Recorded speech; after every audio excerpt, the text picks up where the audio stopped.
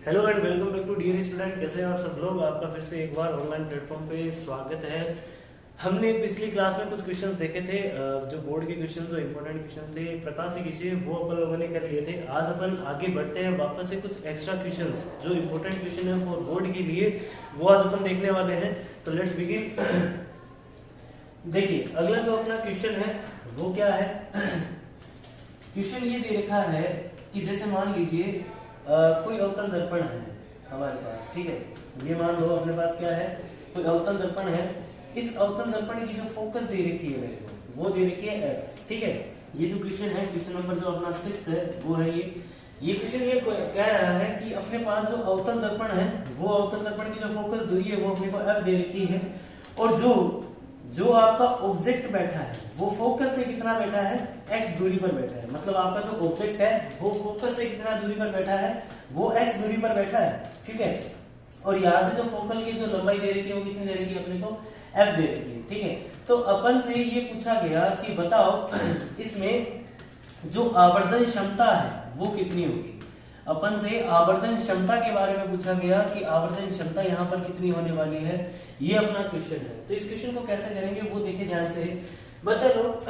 अपन इस चीज को ऐसे भी सीख सकते हैं कि जब आपको फोकस या यू के बीच में कोई भी एक रिलेशन दे रखा हो, मतलब यानी अपने को जो रिलेशन है वो फोकस के बीच में और यू के बीच में दे रखा है, तो हम किस तरह से सवाल को टैकल आउट करते हैं, है ना। ये चीज अपने को सीखनी है, क्योंकि आवर्धन जो क्षमता थी वो तो अपन लोग पढ़ ही चुके हैं कि वो होता है h' होता है। लेकिन इसका क्या काम है, यहाँ पे एक चीज और पढ़ी थी इसमें, -v/u होता है। बट यहाँ तो v और u में रिलेशन होता है, हमें तो यहाँ फोकस और u में रिलेशन दे रखा है। तो मतलब अपने को एक ऐसा फॉर्मूला क्रिएट करना पड़ेगा जहां पे v को मैं यहाँ से क्या कर दूं, सब्स्टिट्यूट कर दूं, यहाँ से v को हटा दूं। यहाँ से अगर मैं v को यहाँ से हटा दूंगा तो मैं यहाँ f और u के बीच में एक रिलेशन निकाल सकता हूँ बच्चा लोग, ठीक है।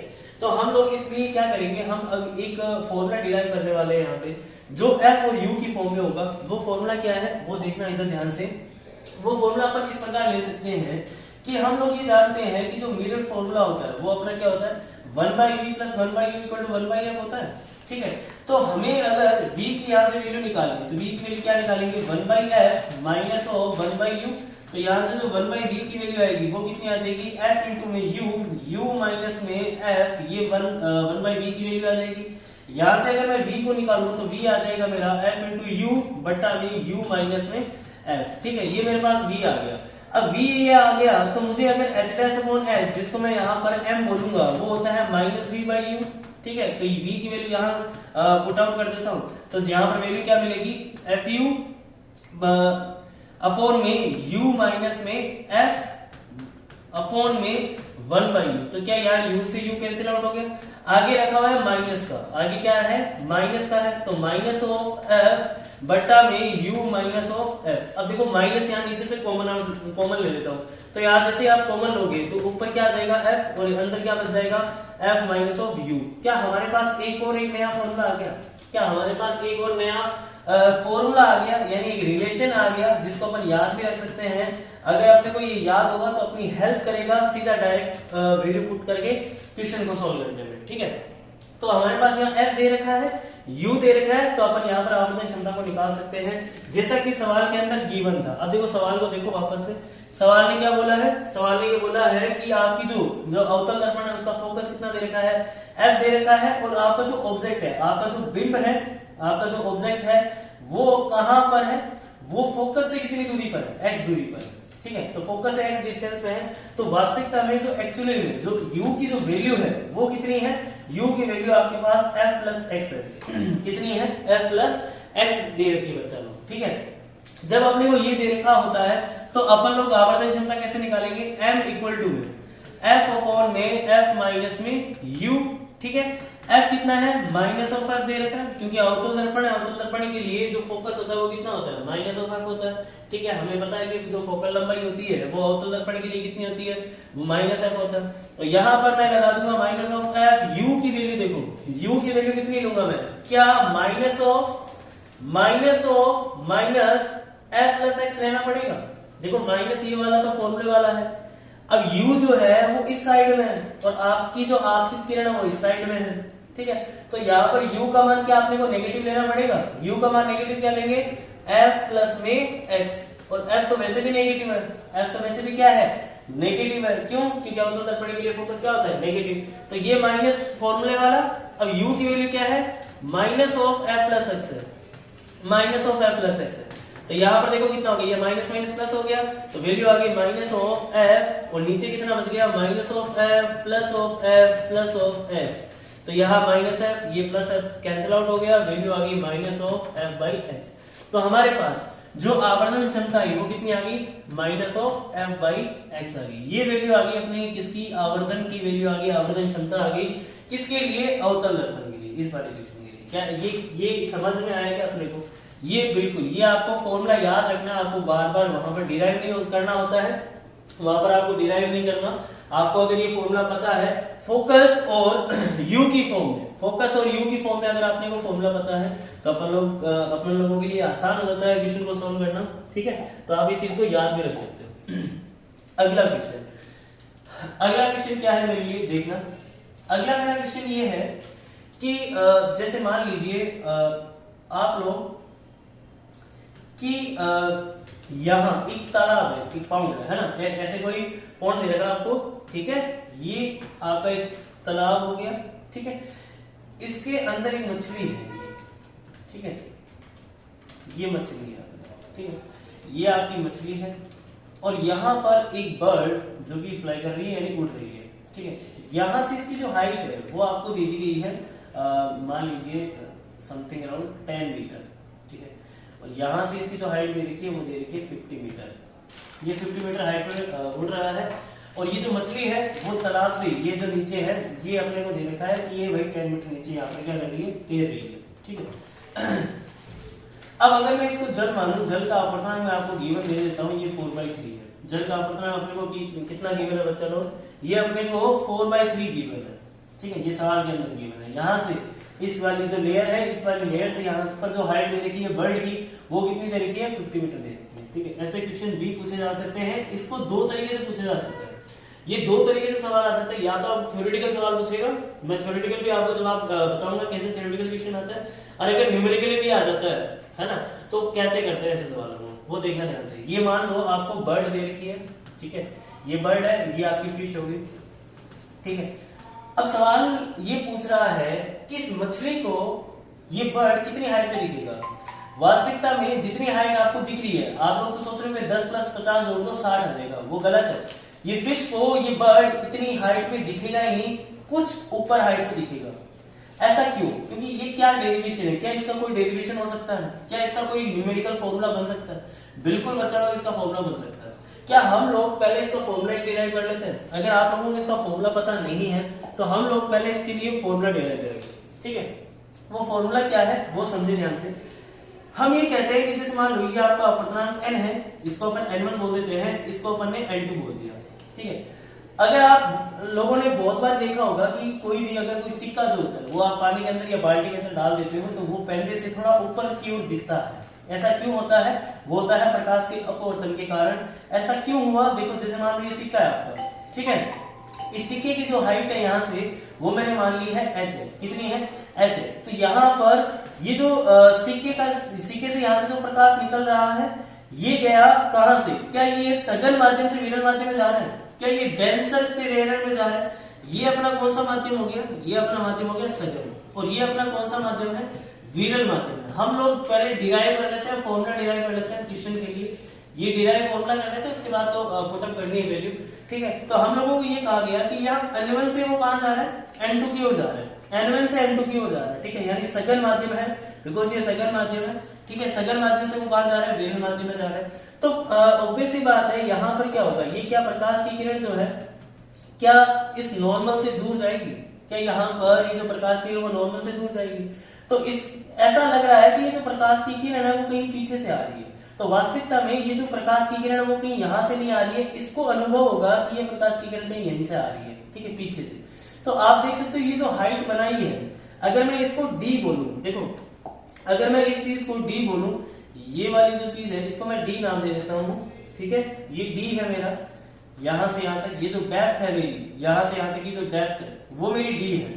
तो ये वाली जो डेप्थ है यहाँ से यहाँ तक की वो कितनी आ जाएगी, वो मैंने नाम दे दिया डी डैश है।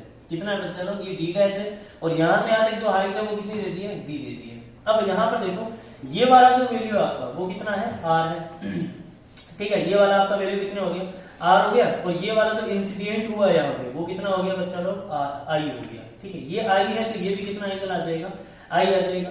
और अगर मैं इसको आर बोल रहा हूँ तो इसके सामने वाला जो एंगल है यहाँ, ये वाला जो एंगल है वो अपने पास कितना आ जाएगा, आर आ जाएगा, ठीक है।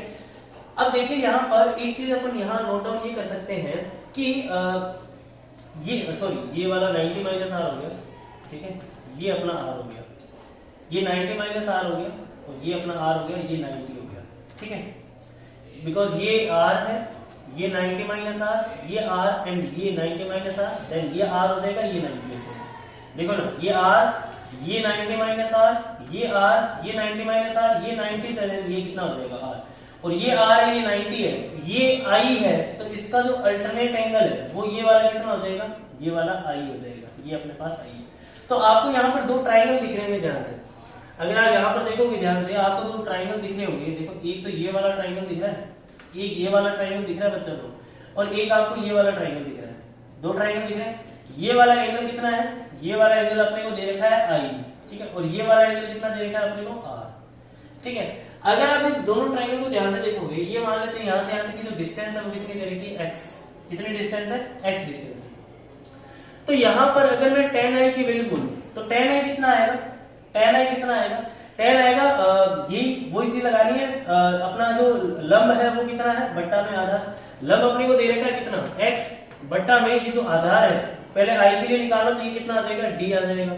इसी तरह अगर मुझे tan r निकालना होता है, tan r अगर मुझे निकालना होता तो tan r कितना आ जाता है, ये आ जाता है x अपॉन में d डैश, ठीक है।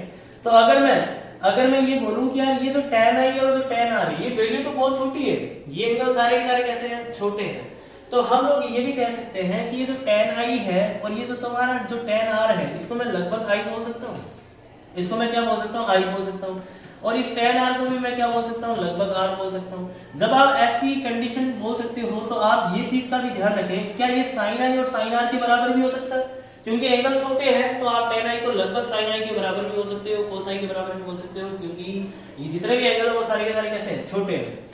अब हम लोग यहाँ पर स्नेल लॉ लगाते हैं, यहाँ स्नेल लॉ अप्लाई करते हैं। हम ये जानते हैं यहाँ पर n1 है और यहाँ n2 है, तो अगर मैं यहाँ पर स्नेल लॉ अप्लाई करूँ, यहाँ अगर मैं स्नेल लॉ जो है यानी जो स्नेल का जो नियम है वो अगर मैं यहाँ पर अप्लाई करूँ, देन हमारे पास जो वैल्यू आएगी वो कितनी आएगी, देखना n1 sin i equal to में n2 sin i। अब बच्चा लोग जहां से प्रकाश की किरण जाती है वो अपना n1 होता है, और जहां को जाती है वो अपना n2 होता है। तो प्रकाश की किरण आई कहां से, क्या सिक्के से आई है, तो सिक्के से आई है, तो n1 मेरा ये सघन माध्य वाला हो गया जिसको मैं n1 बोल ही रहा हूँ, ठीक है। पहले से मैंने यहाँ पर सब्स्टिट्यूट कर रखा है n1, और i की वैल्यू sin i तो रख रखा है, और ये n2 sin r हो गया। तो हमारे पास जो यहाँ पर वैल्यू आई है वो ये आ गई कि भाई n1 अपॉन में जो n2 है वो कितना आ जाएगा, sin r अपॉन में sin i आ जाएगा। ऐसा बोल सकते हैं ना अपन लोग, sin r अपॉन में कितना आ जाएगा, sin i आ जाएगा। अब पीछे देखो ध्यान से, ये जो r और i की वैल्यू अपन ने निकाली थी अभी, r और जो tan i का और जो tan r का मान निकाला था वो कितना निकाला था, तो हम लोगों ने यहाँ tan r का मान निकाला था, tan r इक्वल टू में x अपॉन d डैश था, और tan i का मान कितना था, tan i का मान था x अपॉन में d। तो ये दोनों वैल्यू अपन क्या कह सकते हैं, अपन ये भी तो कह सकते हैं कि ये sin r के बराबर है और ये किसके बराबर हो जाएगा, sin i के बराबर।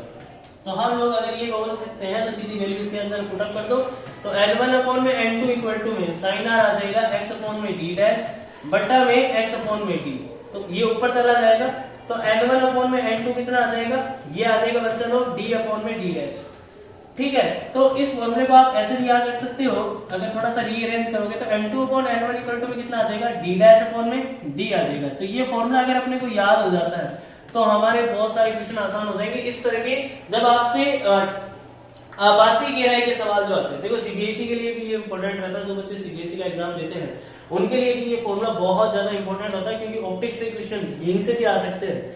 आपसे ये पूछता है कि वर्चुअल डेप्थ कितनी है, एक्चुअल डेप्थ कितनी है, ठीक है, आपको एक्चुअल डेप्थ दे देता है, वर्चुअल पूछा जाता है, मतलब आभासी जो गहराई होती है वो आपसे पूछ लेता है।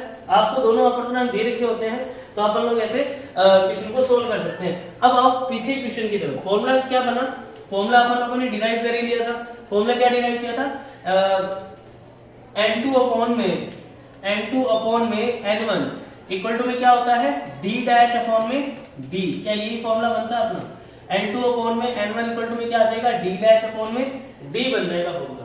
ठीक है, अब इस फॉर्मूले को अपन इसमें यूज करते हैं। अब एक चीज का ध्यान रखें, ये जो d और जो d डैश होता है, ये दोनों ही जो गहराइयां होती है वो हमेशा सरफेस से लेनी होती है। कहां से लेनी होती है, ये सीखने की बात है। इसमें जो d डैश और जो d है, वो जो डेप्थ की जो अपने को गहराई लेनी है, ये दोनों गहराइयां कहां से लेनी होती है, सतह से लेनी होती है, सरफेस से लेनी होती है। इस चीज का भी अपने को ध्यान में रखना है। तो हम लोग अगर d डैश निकालना चाहते हैं, तो आप सोचो, अगर बर्ड को देखना है, किसको, फिश को, बर्ड को देखना है फिश को। ध्यान से समझना इस लैंग्वेज को, मैं क्या बोल रहा हूं यहाँ पे। मैं ये कहना चाह रहा हूं कि यहाँ इस बर्ड को देखना है फिश को, तो रे कहां से निकलनी चाहिए, रे कहां से निकलनी चाहिए, क्या रे फिश से निकलेगी तभी तो बर्ड की आंख में जाएगी, क्योंकि देख कौन रहा है, बर्ड देख रहा है। तो रे निकलने कहां से चाहिए, फिश से, और किसकी आंख में जानी चाहिए, बर्ड की। अगर बर्ड की आंख में जाएगी तभी तो वो इसको देख पाएगा। तो अब यहाँ ये चीज क्या थी, मतलब क्यों अपन ने इतना सोचा, क्योंकि हम लोग यहाँ पर डिसाइड करेंगे हमारा n2 कौन होगा और हमारा n1 कौन होगा। तो अगर बर्ड देख रहा है मछली को, बर्ड देख रहा है मछली को, तो हमारा जो n1 है वो क्या होगा, जहां से प्रकाश की किरण आ रही है। प्रकाश की किरण कहां से आ रही है, वाटर से, ठीक है, क्योंकि मछली कहां बैठी हुई है, वाटर के अंदर। तो यहाँ पर म्यू की जो वैल्यू है, यानी n1 जो है वो अपना 4/3 हो गया। अब जो हमारा n2 है, वो n2 क्या होगा, क्या n2 जहां प्रकाश की किरण जा रही है, क्या ये हवा के अंदर जा रही है, तो इसका अपर्तनांक अपन कितना मानेंगे, 1। क्या मानेंगे, 1 मानेंगे। तो इसको अपन ने मान लिया है 1। ठीक है, ये एयर का अपर्तनांक हो गया और ये वाटर का हो गया बच्चा। ठीक, तो n2 हमारा 1 है इस केस में। बर्ड देख रहा है मछली को, इस केस में हमारा n1 कौन है, 4/3, और जो n2 है वो कितना है, 1 है। तो अब अपने को d डैश निकालना है, तो रख दो यहाँ पर वैल्यू। तो ये आ जाएगा कितना, ये हमारे पास कितना आ जाएगा, ये हमारे पास आ जाएगा 1 अपॉन में 4/3 इक्वल टू में d डैश अपने को निकालना है। d की वैल्यू अपने को गिवन है कितनी, 10 मीटर। तो यहां से d डैश का मान कितना आ जाएगा, यहां से आ जाएगा 3/4 इंटू में 10। तो यहां पर वैल्यू कितनी आ गई, d डैश इक्वल टू में 30 अपॉन में 4। तो ये समथिंग अराउंड हो गया 15/2। ठीक है, तो d डैश इक्वल टू आ गया 7.5 metre. d dash equal to कितना आ गया, 7.5 मीटर। मतलब ये 10 पे नहीं दिखेगा इसको, ये 7.5 पे दिख जाएगा। क्या हम लोगों ने यही तो सोचा था जब अपन ने डेरिवेशन किया था, अपन लोगों ने यही तो सोचा था कि वो जितनी एक्चुअल डेप्थ पे होता है उतने पे ही थोड़ा होता है, थोड़ा उससे क्या दिखता है, ऊपर की तरफ। क्या हम लोगों ने बिल्कुल सही सोचा था, बिल्कुल सही सोचा है, क्योंकि हमारा d तो ये था और हमें d डैश कितना मिला, 7.5 पे मिला। तो क्या ये थोड़ा सा ऊपर दिखता अपने को नजर आ रहा है, बिल्कुल अपने को ऊपर नजर आ रहा है। तो हम लोग अब यहाँ पर ये चीज सोचेंगे कि इस बर्ड के लिए वास्तविकता में इस फिश की जो हाइट है वो कितनी है। वो तो अब देखो फिश कहाँ दिखेगा, इसको फिश यहाँ पर दिखेगा 7.5 पे। ठीक है, यहाँ 7.5 पे इसको दिखने वाला है। तो 7.5 ये हो गया, 50 ये हो गया, तो कितना हो गया 57.5। यानी अब जो बर्ड के लिए जो मछली की जो डेप्थ है, यानी जो इन दोनों के बीच की जो डिस्टेंस है वो कितनी हो जाएगी, वो हो जाएगी बच्चा लोग 57.5। 57.5 ये इतनी हाइट में इसको दिखेगा। पहले अपने को कितना नजर आ रहा था, 60। अपने को लग रहा था वो 60 पे दिख रहा है, लेकिन वो 60 पे नहीं दिख रहा, वो कितने पे दिख रहा है, 57.5 पे दिख रहा है बच्चा। ठीक है ना, क्या ये चीज समझ आ गई। अब इसी में ये तो फर्स्ट हो गया ना, ये तो फर्स्ट केस हो गया। सेकंड क्वेश्चन देखो, सेकंड में इसी में अपन ये चीज देख लेते हैं कि अगर मछली को बर्ड को देखना हो, मछली को अगर बर्ड को देखना हो, तो मछली को अगर बर्ड को देखना है तो वो देखो क्या होगा, ये मछली है अपनी, ठीक है, ये अपनी मछली है, ये अपना बर्ड है, ये बर्ड। ठीक है, यहां से हाइट कितनी दे रखी है, 50, ये कितनी दे रखी है, 10 मीटर। ठीक है, अब देखो इसका अपवर्तनांक गिवन था 4/3। अपन यहाँ पर केस नंबर 2 ले रहे हैं, जब मछली कौन देख रहा है, मछली देख रही है बर्ड को। क्या ये एक्चुअल हाइट इसको 60 पे दिखेगी? ना जी। क्या ये थोड़ा सा ऊपर दिखेगा इसको? बिल्कुल दिखेगा। इस चीज को प्रूव भी कर लेते हैं कैसे वो दिखा। तो अब सोचो, अगर मछली देख रही है बर्ड को तो रे कहां से निकलनी चाहिए? रे निकलनी चाहिए बर्ड से, और किसकी आंखों में जानी चाहिए? मछली की आंखों में। तो सोचो क्या हो रहा है, आप रे को यहां से निकाल रहे हो। अब सोचो आप कौन से माध्यम में जा रहे हो, आप कौन से माध्यम में जा रहे हो? आप जा रहे हो विरल से सघन में, तो क्या आप नॉर्मल की तरफ झुकने वाले हो? अब कुछ लोग सोचते हैं कि सर मछली तो आगे निकल गई, पीछे है, रे तो पीछे जा रही है, इसकी आंखों में कैसे गिरेगी? तो मैं आपको बता दूं, यहाँ रे एक नहीं होती, बहुत सारी रे होती है। अब कुछ रे ऐसे भी तो निकल रही होगी, क्योंकि ये बहुत पास में रेज होती है। अब कुछ रे ऐसे भी तो निकल रही होगी जो यहाँ से नॉर्मल बना रही है और इसकी आंख में जा रही है। समझ आ रहा है क्या? तो बर्ड तो ये सारी बहुत सारी रेज है ना, तो कोई सी भी रेज क्या हो सकती है, इसके आंख में गिर सकती है। ठीक है, तो हम लोग सोचना क्या है यहाँ पे, सोचने का सवाल क्या है? सोचने का सवाल ये है कि अब फॉर्मूला वही लगाना है, n2/n1 = में d'/d। अब हमारे लिए n2 कौन है? अब हमारे लिए n2 कौन है? जहां प्रकाश की किरण जा रही है, तो क्या ये 4/3 हो जाएगा। n1 कौन है? वही 1 जहां से प्रकाश की किरण आ रही है, = d' मुझे निकालना है। अब मैंने बताया था ये जो d और जो d' होते हैं वो सारी की सारी हाइट कहां से होती है? क्या वो सरफेस से होती है? तो सरफेस से इस इस बर्ड की जो हाइट है वो कितनी दे रखी है? 50 मीटर दे रखी है। तो वैल्यू पुट अप कर दो यहाँ पे 50, तो d' का मान कितना आ जाएगा? ये आ जाएगा 50 × 4/3। ठीक है, तो यहाँ पर देखो d' कितना आ जाएगा? ये आ जाएगा 200/3। ठीक है, क्या ये हाइट 50 से ज्यादा है? क्या ये हाइट 50 से ज्यादा है? बिल्कुल ज्यादा है, क्योंकि ये समथिंग अराउंड हो गया 6 के, और यहाँ 6 हो गया, और ये 66.66 आएगा, मतलब 66 के समथिंग में। 66 के समथिंग का मतलब हो गया कि 50 से तो ऊपर ही है। तो यहां से एक तो ये न्यूमेरिकल टाइप का सवाल हो गया।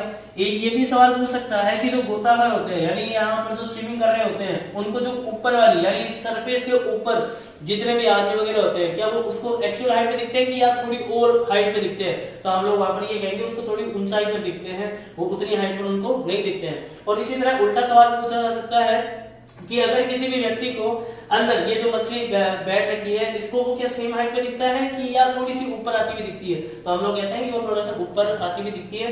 ये कौन सी घटना है? ये सारी की सारी घटना यहाँ पर आप देख पा रहे हो, अपवर्तन का सारी घटना दिख रही है अपने को यहाँ पे। सब कुछ अपवर्तन की वजह से ही ये सब हो रहा है। ठीक है, तो ये भी एक सवाल बन सकता है। तो हमारे पास ये जो न्यूमेरिकल की अपन ने जो न्यूमेरिकल किए, क्या ये आपको बढ़िया लगा है? बहुत अच्छे सवाल है। ये दोनों ही जो बोर्ड्स होते हैं, सीबीएसई और ये जो आरबीएसई, दोनों बोर्ड के लिए बहुत ज्यादा इंपॉर्टेंट क्वेश्चन होते हैं। हो सकता है आरबीएसई में न्यूमेरिकल टाइप आपसे ना पूछे, बट आपसे थ्योरेटिकल क्वेश्चन पूछ सकता है। बट हम दोनों को हमें दोनों ही आने चाहिए, न्यूमेरिकल के सवाल आने चाहिए, और ये जो प्रैक्टिकल जो सवाल थे वो भी अपन लोगों ने कर लिए। अगला जो क्वेश्चन है वो क्या है बच्चा लोग, वो देखे ध्यान से। अगला क्वेश्चन क्या है वो देखे ध्यान से। मेरा जो अगला क्वेश्चन ये है कि जैसे मान लो कोई मैं आपको लेंस दे दूं, है ना, सवाल देखना सुनना ध्यान से। मेरे पास दो लेंस है, एक उत्तल लेंस है और यहाँ पर मैंने एक अवतल लेंस दे दिया। ठीक है, अगेन यहाँ पर एक उत्तल लेंस है, इसकी जो फोकस है वो 10 सेंटीमीटर है, ये -10 है, ये 30 सेंटीमीटर है।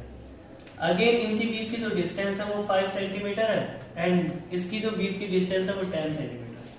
यहाँ पर कोई एक ऑब्जेक्ट बैठा हुआ है, वो इसकी यहाँ से जो डिस्टेंस है वो 30 सेंटीमीटर है। मुझे ये बोला गया, बहुत अच्छा क्वेश्चन है ये, बहुत सारे यानी हम लोग यहाँ पर ये कह रहे हैं बहुत सारे कॉम्बिनेशन कर दिया मैंने लेंसेज का, यानी 3 लेंस मैंने एक साथ डाल दिए, और मैंने आपसे ये पूछा है कि जो फाइनल अपने पास जो प्रतिबिंब बनने वाला है उसकी क्या पोजीशन होगी, उसकी क्या पोजीशन होने वाली है, वो अपने को यहाँ पे निकालना है। यानी फाइनल जो आपका जो प्रतिबिंब बन रहा है उसकी अपने को पोजीशन निकालनी है। जब ये कॉम्बिनेशन वाले जो सवाल है, क्योंकि सिंगल के लिए निकालना बहुत आसान होता है, ठीक है, एक फॉर्मूला लगता है lens maker 1/v - 1/u = 1/r। But अगर अपने पास कॉम्बिनेशन में अगर सवाल आ जाते हैं, यानी कॉम्बिनेशन में अगर अपने पास लेंस दे रखे होते हैं, तो इसको किस तरह से क्वेश्चन को सॉल्व करना है वो अपन लोग अभी करने वाले हैं। अच्छा सवाल है, तो देखो इधर ध्यान से।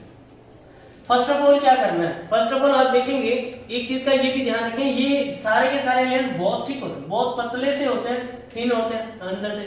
ठीक है, बहुत पतले होने वाले, ये जो लेयर्स होते हैं वो सारे के सारे पतले होते हैं, ठीक है ना। तो ये जो डिस्टेंस होती है ना 5 सेंटीमीटर, ये 10 सेंटीमीटर, ये हमेशा इसके कॉर्नर से नहीं होती, ये एकदम इनके सेंटर से होती है, जिनको अपन प्रकाशिक केंद्र कहते हैं।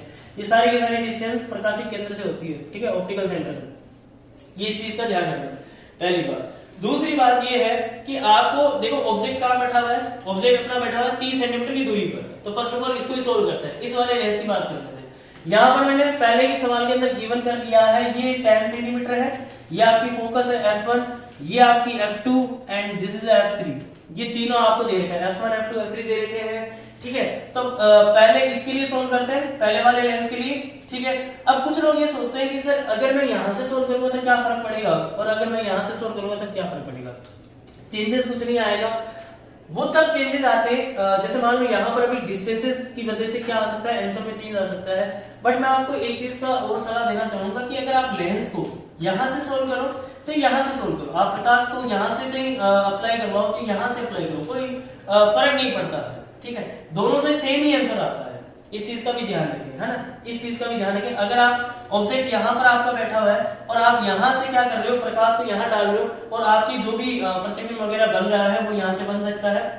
जितनी हाइट उसकी बनेगी, जितनी डिस्टेंस में वो बनेगा, वो जितना यहाँ से बनेगा उतना यहाँ से भी बनेगा, मतलब दोनों से सेम ही आंसर आता है। चाहे आप राइट से अगर ऑब्जेक्ट को रखते हो तब भी आपका सेम आंसर आएगा, चाहे आपका ऑब्जेक्ट अगर लेफ्ट में बैठा हुआ है तब भी सेम ही आंसर आता है, इसमें कोई दिक्कत वाली बात नहीं है। नॉर्मली अपन क्या करते हैं, अपनी आदत पड़ी हुई है कि हम लोग हमेशा लेफ्ट से शुरुआत करते हैं, ऑब्जेक्ट को हमेशा लेफ्ट में रखते हैं, तो लेफ्ट से ही अपने सारे डेरिवेशन होते हैं, लेफ्ट से सारे क्वेश्चन होते हैं। बट मैं आपको बता दूं, अगर आप राइट में भी रखकर उन्हीं डेरिवेशन को करते हो और उन्हीं क्वेश्चन को सोल्व करते हो तो आपका सेम आंसर आता है, कभी कोई चेंज नहीं आता, करके देख लेना मुझे, ठीक है। चलिए ये चीज तो होगी। इसके बाद यहाँ पर अपन ये चीज महसूस करते हैं कि यार अगर मैं इस वाले लेंस के लिए सॉल्व करूं तो देखो, इस वाले लेंस के लिए अगर अपन वैल्यू निकालने का प्रयास करें तो सबसे पहले इस वाले ऑब्जेक्ट की वजह से इस लेंस के कारण कितना प्रतिबिंब बना, तो वो अपन अप्लाई करते हैं, ठीक है। पहले वाले तो देखें 1/v minus 1/u equal to 1/f, ठीक। ये यहां से ऑब्जेक्ट प्रकाश की किरण गई, तो हमें यहां पर पहले पोजीशन निकालनी है किसकी, पहले यहां पर अपने को पोजीशन निकालनी है पहले इमेज की, कि भाई पहला इमेज अपना काम करो। तो यहां देखो 1/v माइनस u कितना दे रखा है, क्या -30 दे रखा है। -30 क्यों, बिकॉज अपनी प्रकाश की किरण इधर जा रही है एंड आपका जो ऑब्जेक्ट है वो क्या इस साइड में, तो यहां पर मैं लिख दूंगा -30 इक्वल टू 1/f। यहां पर जो फोकल की जो वैल्यू दे रखी है वो 1/10 दे रखी है, तो यहां पर मैंने लिख दिया 1/10, ठीक है। तो यहां से v की वैल्यू कितनी आ गई, यहां से v की वैल्यू आ गई है -1/30 इक्वल टू में 1/10, ओके। देन यहां पर जो v की जो वैल्यू आएगी वो कितनी आ जाएगी, 1/v प्लस 1/30 इक्वल टू में 1/10, and this is a v, and यहां आ गया 1/10 माइनस 1/30, तो 1/v की वैल्यू आ गई ये 30 एंड 3 ये आ गया अपने पास v की वैल्यू 50 अराउंड। v कितना आ गया 50, कितना आ गया 50। ये 15 जो आया है ये क्या अपने को बता रहा है, ये अपने को ये चीज बता रहा है कि आपका जो इमेज है वो इस सेंटर से कितना बना है, वो सेंटर से 15 बना है, सेंटर से कितना बना है 15 बना है बच्चा। अब सेंटर से अगर 15 बना है तो अब सोचो 5 तो ये डिस्टेंस ही आ गया, 5 तो ये इन दोनों के बीच की डिस्टेंस ही है, ठीक है। 5 अगर इन दोनों के बीच की डिस्टेंस है तो इससे कितनी डिस्टेंस पे और आगे बना, क्या 10 सेंटीमीटर और डिस्टेंस पे आगे बना। देखो ध्यान से वापस से, आपका जो इमेज बना वो कितने पर बना 15 सेंटीमीटर पे, कितने सेंटीमीटर पे बना 15 सेंटीमीटर पे बना। तो ये जो 15 सेंटीमीटर है वो ये बता रहा है कि इससे 15 आगे चलो, लेकिन इन दोनों के बीच की डिस्टेंस पहले से कितनी दे रखी है 5, तो क्या 5 ये पहले से कहा जाएगा, तो इसके सेंटर से कितना और आगे है, क्या इसके सेंटर से 10 सेंटीमीटर और आगे बन गया, जिसको मैंने नाम दे दिया आई, जिसको मैंने क्या नाम दे दिया आई। ये आई क्या है, आई है इस वाले लेंस से बनने वाली इमेज, ये पहली इमेज बन गई, ठीक है। देखना ध्यान से, यहाँ पर ये जो इमेज बनी है वो किसकी वजह से बनी है, ये इस वाले लेंस के कारण बनी है, यानी जिसको मैं प्रथम लेंस बोल रहा हूँ, ठीक है। प्रथम लेंस के कारण जो आपकी इमेज बनी है वो कितनी डिस्टेंस पे बनी 15 पे, सर 15 पे बनी। इन दोनों के बीच की डिस्टेंस पहले कितनी है 5, तो हम लोग ये जानते हैं कि इस वाले लेंस के लिए ये कितना और आगे है, क्या ये 10 और आगे है? बिल्कुल। तो हम ये कह सकते हैं कि ये वाली जो इमेज है वो दूसरे वाले लेंस के लिए ऑब्जेक्ट का काम करेगी। किसका काम करेगी? ऑब्जेक्ट का। बट यहाँ जो ऑब्जेक्ट है वो क्या एक वास्तविक ऑब्जेक्ट है? ना, ये जो ऑब्जेक्ट है वो एक आभासी ऑब्जेक्ट बन चुका है, क्योंकि ये वास्तविक तो तब होता जब ये इसके सामने होता है। यहाँ अब ये कहां बन गया? इसके इधर बन चुका है। तो जब ये इसके यहां बन गया तो हम लोग ये कहेंगे दूसरे वाले लेंस के लिए ये वाली जो इमेज है वो ऑब्जेक्ट का काम कर रही है, लेकिन ये ऑब्जेक्ट भी कैसा ऑब्जेक्ट बना? ये आभासी ऑब्जेक्ट बन चुका है, वर्चुअल ऑब्जेक्ट बन चुका है। ठीक है। अब देखो, पहली बात तो ये है कि क्योंकि अपने को फाइनल इमेज की पोजीशन बतानी है, हमें कौन सी इमेज की पोजीशन बतानी है? अपने को फाइनल इमेज की पोजीशन बतानी है। तो ये तो पहले के कारण है, अब दूसरे के कारण निकालूंगा, फिर तीसरे के कारण निकालूंगा, मतलब 3 निकालनी पड़ेगी ना। तो इसके लिए दरमियान अपने को ये देखना है कि पहले वाले लेंस से बने वाला प्रतिबिंब दूसरे वाले लेंस का क्या है? ऑब्जेक्ट है। क्या है? ऑब्जेक्ट है, बिल्कुल। तो अब देखो, जब मैं दूसरे के लिए सोल्व करूंगा, दूसरे वाले लेंस के लिए, दूसरे वाले के लिए सोल्व कर रहा हूं, तो दूसरे वाले के लिए वापस से वही 1/v डैश माइनस में 1/u dash equal to 1/f dash. ठीक है। तो अगर मुझे 1/v डैश निकालना है तो u डैश मेरा इस बार क्या है? u डैश को देखो ध्यान से, अपना u डैश क्या है इस बार? अपना u डैश जो है वो 10 सेंटीमीटर है, क्योंकि हमने कहा था कि ये जो सारी की सारी डिस्टेंस आती है वो कहां से आती है? वो ऑप्टिकल सेंटर से आती है, मतलब प्रकाशित केंद्र से आती है। तो यहां से ये जो इमेज है वो क्या इस साइड पे है? तो अगर किरण भी यहीं से आ रही है और आपका जो ऑब्जेक्ट है वो इधर है, तो हम लोग ये कहेंगे कि यहाँ पर जो आपका जो u है, क्या वो अपन u पॉजिटिव लेंगे यहाँ पे, क्योंकि वो इस साइड बन रहा है। ठीक है। तो u पर यहाँ पर अगर पॉजिटिव है और कितना है? 10 है, इक्वल टू 1/f डैश। इसके लिए f की वैल्यू क्या है बच्चा लोग? क्या इसकी वैल्यू माइनस ऑफ नेगेटिव है? तो यहाँ पर अपन लिखेंगे माइनस ऑफ 10। ठीक है। तो यहाँ पर 1/ds कितना आ गया? v डैश, ये आ गया इक्वल टू में minus of 1/10 plus of 1/10 equal to 0, यानी v dash equal to infinite. v dash equal to कितना आ गया बच्चा? इनफाइनाइट आ गया। क्यों? क्योंकि यहाँ पर देखो 10 एलसीएम लोगे तो ऊपर 0 बन जाएगा, फिर आप उल्टा करोगे v डैश निकालने के लिए, क्योंकि 1/v डैश इक्वल टू 0 है, तो v डैश इक्वल टू कितना हो जाएगा? इनफाइनाइट हो जाएगा। ठीक है। तो v डैश अगर इनफाइनाइट हो रहा है तो हम लोग यहाँ पर ये कहेंगे कि अब जो आपकी इमेज बनी है, अब जो आपकी इमेज बनी है किसके कारण? इस वाले लेंस के कारण। वो कहां पे बन गई? इनफाइनाइट पे बन गई, अनंत पे बन गई। तो अब वो जो अनंत पे इनफाइनाइट वाली जो प्रतिबिंब बना है वो तीसरे वाले लेंस के लिए किसका काम करेगा? ऑब्जेक्ट का काम करेगा। ठीक है। तो इस वाले, ये वाला जो लेंस है, इस वाले लेंस के लिए जो आपका प्रतिबिंब बन रहा है दूसरे वाले के लिए, वो कहां बन रहा है? इनफाइनाइट पे बन रहा है। तो इनफाइनाइट पे जो इमेज बना है वो तीसरे वाले लेंस के लिए किसका काम करेगा? ऑब्जेक्ट का। ठीक है। तो अब इस बार आपका ऑब्जेक्ट कहां बैठा है? तीसरे वाले लेंस के लिए ऑब्जेक्ट कहां बैठा है? अनंत पे बैठा है। कहां बैठा है? अनंत पे। तो हम लोग ये जानते हैं अगर अनंत पे ऑब्जेक्ट होता है तो उसकी इमेज कहां बनती है? फोकस पे। कहां बनती है? फोकस पे बनती है। तो इसका फोकस कितना दे रखा है? 30। तो आंसर कितना आ जाएगा? 30 आ जाएगा बच्चा। समझ आ गया क्या? तो हम लोग यहाँ पर लिख भी देते हैं triple minus of 1/u, u equal to infinite and f is 1/30, then v अपना जो ट्रिपल डैश आएगा वो कितना आ जाएगा? 30 सेंटीमीटर आ जाएगा। यहां पर अपना फाइनल इमेज बनेगा कितना? 30 सेंटीमीटर। क्या आपको ये क्वेश्चन समझ में आया क्या कि हम किस तरह से क्वेश्चंस को हैंडल करते हैं? यहाँ पर ये चीज भी समझने लायक ये थी कि आपका जो पहला इमेज बनता है जिस भी लेंस से, तो वो दूसरे के लिए किसका काम करता है? ऑब्जेक्ट। दूसरे के लिए जो इमेज बनती है, दूसरे वाली जो इमेज बनती है वो तीसरे के लिए ऑब्जेक्ट का काम करती है। तो हर एक लेंस से बनने वाली इमेज वो दूसरे वाले के लिए किसका काम करती है? ऑब्जेक्ट। अब हो सकता है वो ऑब्जेक्ट आपका वर्चुअल हो यानी आभासी हो, या आपका हो सकता है वास्तविक हो। तो इस चीज को पहचानना है और साइन के साथ भी आपको वैल्यू डालनी है। अगर साइन के साथ नहीं डालोगे तो आपका आंसर रॉन्ग आएगा, गलत आएगा बच्चा। ठीक है ना? इस चीज का ध्यान रखना है।